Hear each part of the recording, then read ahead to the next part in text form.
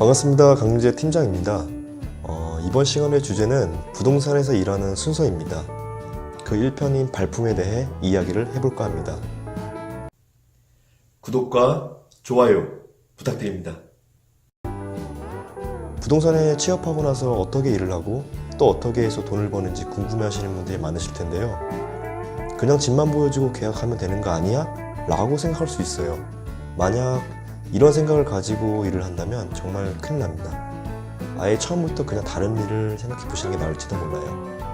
우리가 하는 일에 대해 전문성을 가지고 자부심을 느끼며 일을 해야 하는데 너무 쉽게 생각해서 큰 돈을 벌 수 있을 거라는 생각을 가지면 오래 일도 못하고 그만큼 수익도 나오지 않을 거예요.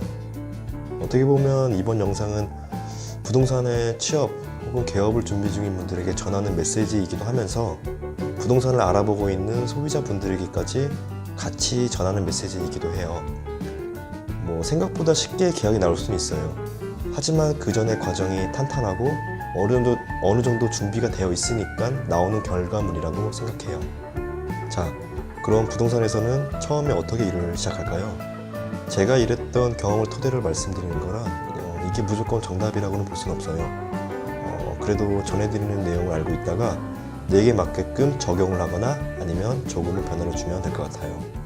처음에 부동산에 들어가면 대표자 혹은 실무를 담당하는 직원분의 업무 소개가 있을 거예요.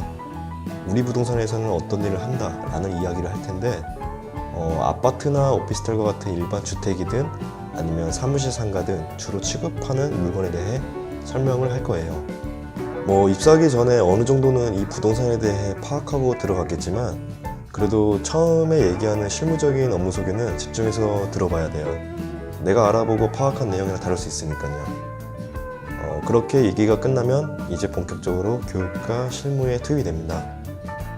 제가 있었던 부동산 그리고 지금 운영하고 있는 사무실의 경우 처음에 입사한 분들에게 교육 일정을 만들어주고 선임 직원분들이 신입 직원분들에게 돌아가면서 교육을 진행해 줬었거든요. 그렇게 하니까 신입 직원분들이 적응을 빨리 하게 되더라고요. 일을 잘하고 못하고를 떠나서 새로운 집단에 적응을 하냐 못하냐가 되게 중요하다고 생각해요. 그래서 이런 교육 시스템을 지금까지도 운영하고 있는데 이런 시스템이 있는 것도 있을 테고 없는 것도 있을 거예요.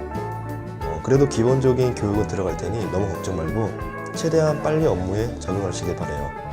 자, 그럼 이제 본격적으로 부동산 일을 한다. 그럼 뭐부터 해야 될까요? 당연히 중개할 물건을 파악하고 발품을 파는 겁니다. 그래야 손님에게 상담도 하고 계약도 하고 수수료도 받을 테니까요. 가장 기본적인 겁니다. 물건 파악 및 발품.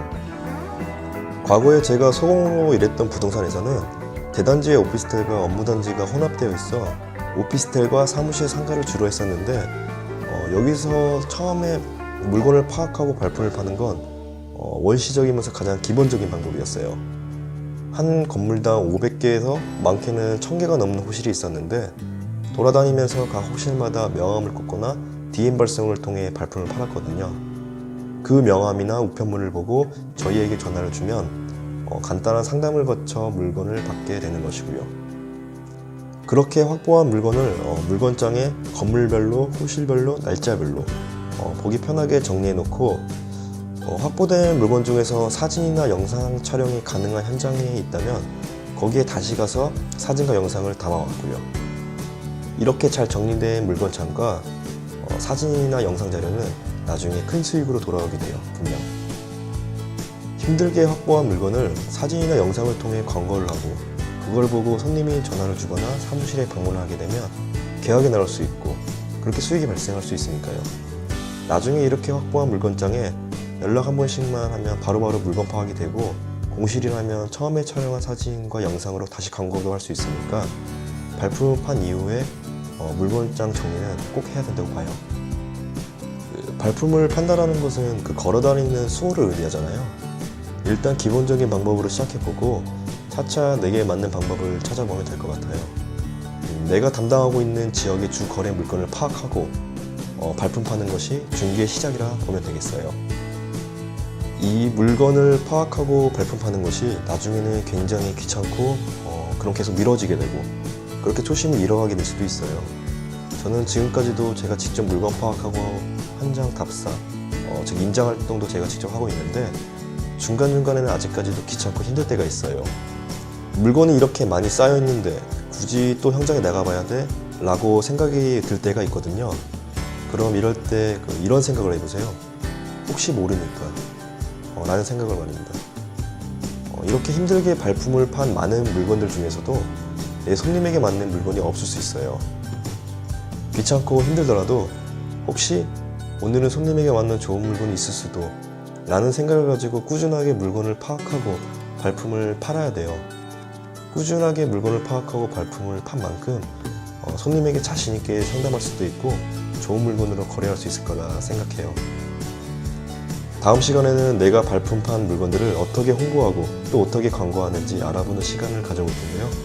금방 준비해서 업로드할 테니 기대해 주시고 관심 부탁드립니다.